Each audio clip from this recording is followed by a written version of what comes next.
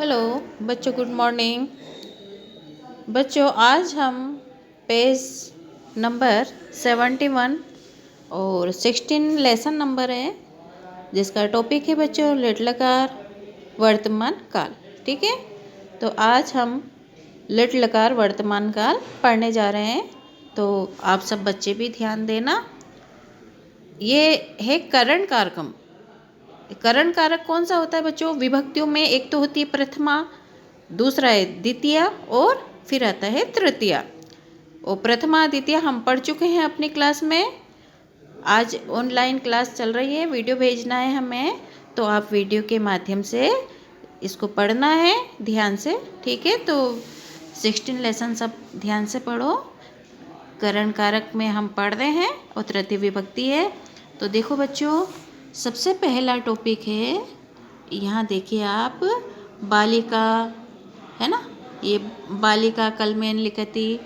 अब करण कारक में क्या होता है बच्चों? से। जो भी वाक्य आए, जिस वाक्य में से लगा होता है, जैसे कुछ जो भी कार्य करते हैं हम, से, कलम से, पेन से, है ना, पुस्तक से, या जो भी हम काम कर रहे हैं किसी के द्वारा कर रहे हैं, तो हम तृतीय विभक्ति में माध्यम से ही पढ़ा जाता है उसको। जैसे कि बालिका कलमेन लिखती, देखो आप, तो ये बालिका क्या कर रही है? कलम से लिख रही है। किससे लिख रही है? कलम से।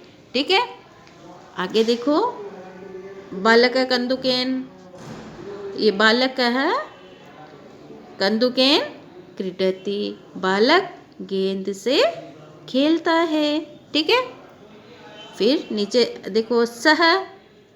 सह का मतलब क्या होता है? सह मीन्स वह, मैंने आपको पहले भी बताया है। अब सह किस में आता है? ये पुल्लिंग में आता है।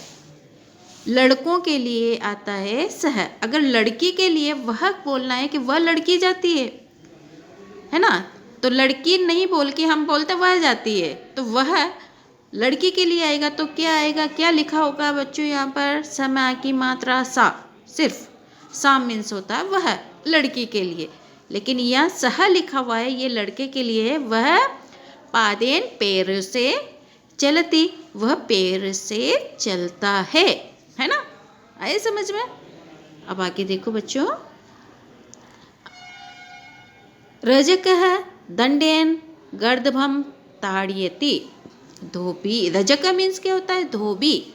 दंडेन लकड़ी से या लठ से, गर्दभम ताड़यति गधे को ताड़ता है या गधे को मारता है। ठीक है, आगे देखो,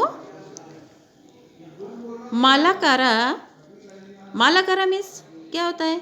माली। जलेन जल से, यहाँ आगे है ना बच्चों एन। करण कारकम में जिस साधन से हम वाक्य बनाते हैं वहाँ एन हो जाता उस शब्द से। जलेन है ना, कलमेन, कंदुकेन, तो एन जिस भी वाक्य के पीछे आता है तो हो जाता है से, मतलब साधन के द्वारा। तो ये आता है तृतीय विभक्ति में, करण कारक कहलाता है। मालाकार, जलेन वृक्षान सिंचती, माली जल से वृक्षों को सींचता है। फिर आगे देखो बच्चों, बालकः पादेन कंदुकम क्रीडन्ति। बालकः मतलब बहुत, सभी बालक पैर से गेंद को खेलते हैं। अब पैरों से गेंद को खेलना कौन सा गेम होता है?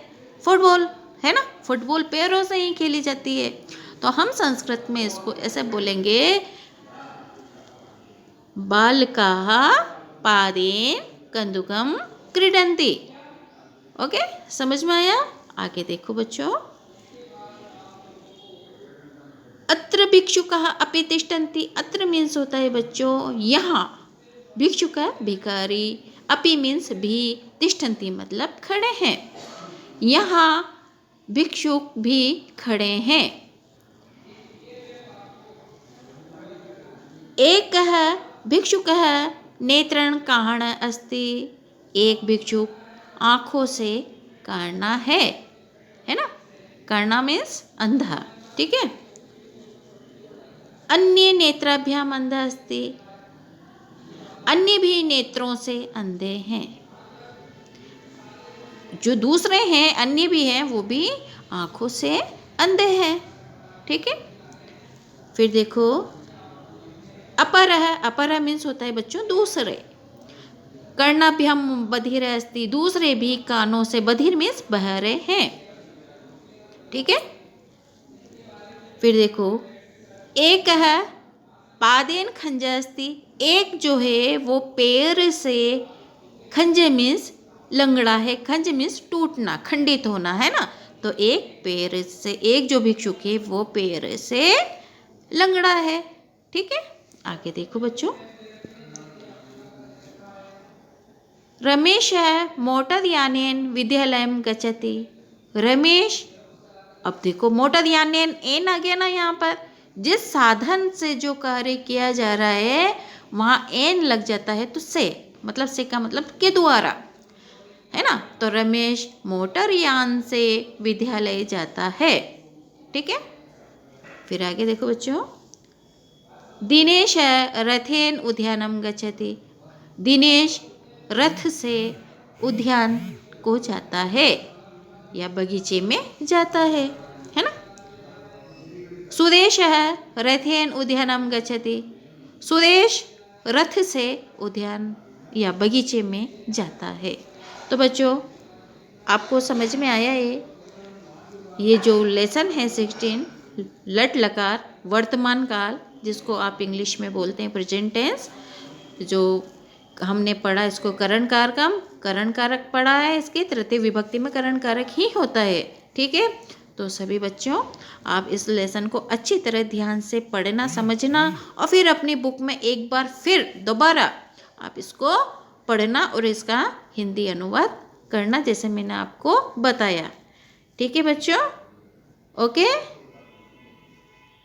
बाय।